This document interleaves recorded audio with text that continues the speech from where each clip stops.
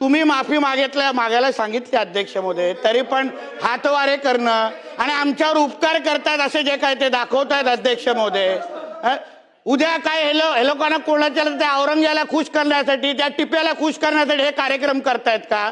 मग अध्यक्ष महोदय आपल्याला मी विनंती करतो अध्यक्ष महोदय, यांना पहिले निलंबन करा अध्यक्ष महोदय इथून, नाहीतर अध्यक्ष महोदय उद्या हे काही बोलत जातील आणि इथे काय छत्रपती शिवाजी महाराजांबद्दल बोललेत अध्यक्ष महोदय, हे कोण लहान सहान व्यक्तीबद्दल नाही बोललेत आणि तरी पण यांचे हातवारे बघा, फोनवर बोलतायत ते। अब्दुल काय उपकार करतायत का?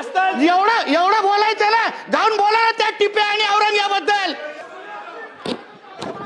एक लक्षात घ्या, या सभागृहात एखाद्या विषयावरती मी निर्देश दिल्यानंतर त्या निर्देशाचं पालन झाल्यानंतर त्यांनी दिलगिरी व्यक्त केलेली आहे, त्यांनी सभागृहाची माफी मागितलेली आहे, त्यांनी म्हटलेलं जे आहे ते मी रेकॉर्डवरनं काढून टाकलेलं आहे।